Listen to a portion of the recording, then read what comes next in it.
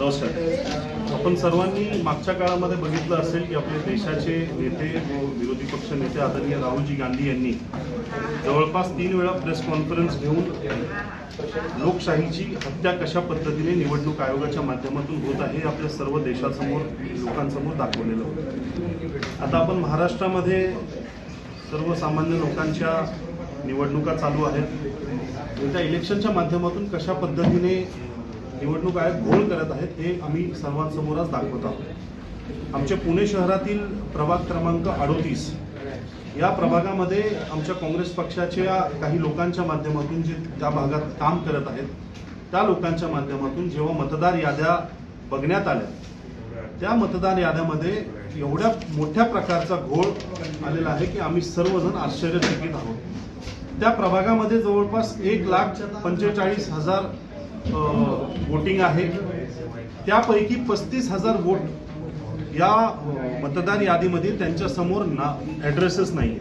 म्हणजे कुठल्याही प्रकारचं ॲड्रेस त्यांच्या समोर त्या लोकांच्या नावासमोर दिलेलं नाही आहे. जवळपास 35,000 अशी नावं आहेत. त्यानंतर जवळपास 15,000 अशी नावं आहेत जी नावं दुबार आहेत. म्हणजे एकाच व्यक्तीच्या नावाने त्याच प्रभागामध्ये 2 जागी वोटिंग निवडणूक आयोगाच्या माध्यमातून दाखवण्यात आलेलं आहे. आमच्या काँग्रेस पक्षाच्या कार्यकर्त्यांच्या माध्यमातून निवडणूक आयोगाला या संदर्भात जाब विचारण्यात आला. आपल्या समोरच इथं एक दुबार मतदार आहेत भूषण रानभारे यांनी 4 वेळा निवडणूक आयोगाला पत्र लिहिलं आणि 4 वेळा महानगरपालिकेला पत्र लिहिलं की आपण माझं जे दुबार नाव आलेलं आहे ते दुसरं जे नाव आहे ते डिलीट करा. पण कुठल्याही प्रकारचं रिस्पॉन्स निवडणूक आयोगाच्या माध्यमातून किंवा महानगरपालिकेच्या माध्यमातून त्या लोकांनी दिलेलं नाहीये. आणि त्यांना जेव्हा आम्ही जाब विचारला तेव्हा त्या लोकांनी सांगितलं की तुम्ही काळजी करू नका, आम्ही जे 15,000 दुबार मतदान आहेत त्या लोकांना आम्ही मतदानच करू देणार नाही. जेव्हा यांनी त्यांना विचारलं की आपण कशा पद्धतीने हे सांगताय तर त्यांनी सांगितलं की आम्ही त्या प्रत्येक वोटरच्या पुढे एक स्टार लावू. आता मला निवडणूक आयोगाला हा प्रश्न विचारायचा आहे की आता हे जे दुबार मतदार आहेत हे आपल्या समोर बसलेले आहेत आणि जे दुसरं दुबार मतदान यांच्याच नावाचं दुसऱ्या फोटोचं आणि दुसऱ्या ॲड्रेसचं बनवलेलं आहे. जेव्हा हे मतदानाला जातील तर निवडणूक आयोग कसा ठरवेल की हे खरे आहेत, हे खरे मतदार आहेत की ते खरे मतदार आहेत. आणि जर त्या व्यक्तीच्या ऐवजी या व्यक्तीला जर आपण मतदान करताना थांबवलं तर ही लोकशाहीची खूप मोठी हत्या होईल. आणि डॉक्टर बाबासाहेब आंबेडकरांनी जो मतदानाचा अधिकार या देशातल्या प्रत्येक नागरिकाला, प्रत्येक युवकाला आणि प्रत्येक व्यक्तीला दिलेला आहे त्याची हत्या निवडणूक आयोगाच्या माध्यमातून होईल याची खात्री आम्हाला 100% आहे. आता दुसरे जे प्रभाग आहेत प्रभाग क्रमांक 21 आणि प्रभाग क्रमांक 20 या प्रभागांमध्ये जवळपास अशाच पद्धतीने घोळ झालेला आहे की एका घरामध्ये एका वडिलांचं वय 37 दाखवलेलं आहे आणि त्यांच्या मुलाचं वय 31 दाखवलेलं आहे. म्हणजे अक्षरशः हसण्यासारखे हे प्रकार निवडणूक आयोगाच्या माध्यमातून झालेले आहेत. त्यानंतर आपण बघितलं असेल की निवडणूक आयोगाने एक खूप मोठा नवीन प्रकार चालू केलेला आहे की आता आपण निवडणूक यादीमध्ये आपण जेव्हा मतदार याद्या बघतो तेव्हा मतदार याद्यांमध्ये नाव हे असतं. तर 5 मतदार ह्या 38 नंबर प्रभागामध्ये असे आहेत की ज्यांचं नावच नाव आहे. म्हणजे निवडणूक आयोगाने हा खूप मोठा प्रकार मला असं वाटतं लोकशाहीची हत्या करण्यासाठी चालू केलेला आहे. आज हे महाराष्ट्र प्रदेश काँग्रेसच्या वतीने आम्ही ह्या 3-4 प्रभागाच्या माध्यमातून जे निवडणूक आयोगाचे घोळ आहेत ते आपल्या सर्वांसमोर आणलेले आहेत. आणि एक खूप मोठा प्रश्न आता निवडणूक आयोगाच्या संदर्भात सर्वांसमोर आलेला आहे.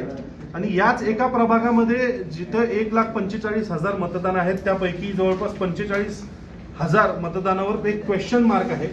तर जवळपास 25% मतदान हे बोगस आहेत असा आरोप आमचा इलेक्शन कमिशनवर निवडणूक आयोगावर आहे. आणि जर एका प्रभागामध्ये 25% वोटर्स हे बोगस असतील तर निवडणूक कशा पद्धतीने हायजॅक करण्याचा प्रयत्न निवडणूक आयोगाच्या माध्यमातून चालू आहे हे आपल्या सर्वांना दिसतंय.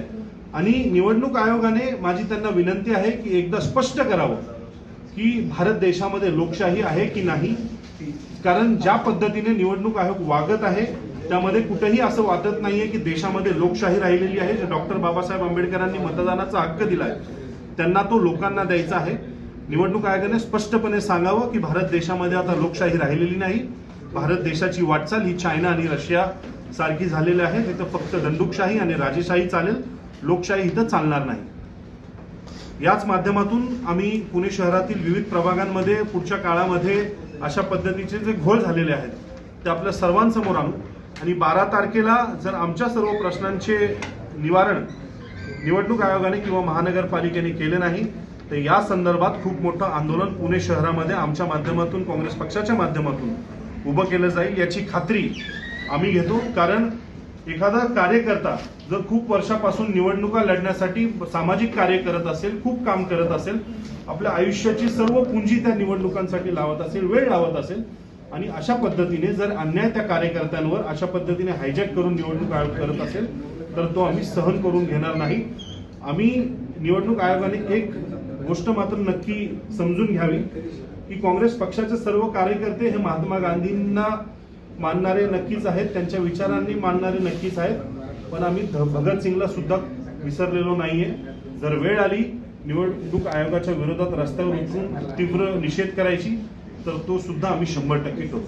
धन्यवाद. तुम्ही पालिकेच्या वोटर लिस्ट बद्दल बोलला की रिडेबल नाही. एक मिनिट.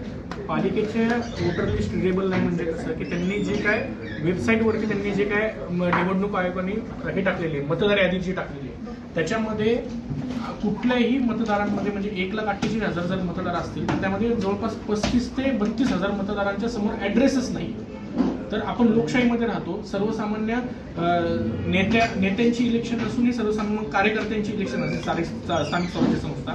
तर जर त्यांचा ॲड्रेस नसेल तर आपला मॅनिफेस्टो असू देत, आपला जाहीरनामा असू देत, तर मतदारांपर्यंत पोचवायचा कसा हा मोठा सगळ्यात मोठा पेज आहे. आणि दुबार मतदारांबद्दल आम्ही जे निवडणूक आयोगाशी बोललो किंवा जे काय निवडणूक अधिकारी धनकोट क्षेत्रीय कार्यालयामध्ये आहेत त्यांच्याशी बोललो तर त्यांनी आम्हाला सांगितलं की दुबार मतदारांसंदर्भात आम्ही प्रत्येक बूथच्या बाहेर आम्ही बॅनर लावणार आहे. बॅनर लावणारे म्हणजे काय? बॅनर लावून लोक दुबार मतदान करणार नाहीत का? आपण आता नगरपालिकेमध्ये बघितलं, पंचायत समितीमध्ये बघितलं, दुबार मतदार झाले, पैसे वाटले गेलेले आहेत. ह्याच्यावरती लोकशाहीची कुठेतरी हत्या होतीये आणि ही पुणे महानगरपालिकेमध्ये होऊ नये असं आम्ही सर्व काँग्रेसच्या कार्यकर्त्यांना वाटतं.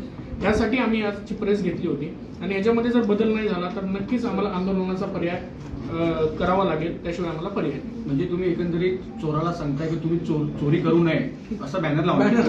आणि जो पीडीएफचा जो मुद्दा होता महानगरपालिकेतला तो असा आहे की आपण पेपरवरनं इलेक्ट्रॉनिकमध्ये का आलो, कारण आपल्याला इझी आणि सोपं होईल म्हणून. तर मतदार याद्या जे आहेत ते त्यांनी आपल्याला एका पीडीएफ मध्ये दिलेली. तर पीडीएफ मध्ये दिल्यावर अक्षय जैन जर शोधायचं असेल तर ते शोधता येत नाही, ते तसं टाईप करता येत नाही, ते लॉक करून आणि एन्क्रिप्ट करून ठेवलेली आहे ज्याची गरज नव्हती. It should be easily available आणि ते सोप्या पद्धतीने लोकांना अवेलेबल असणं आणि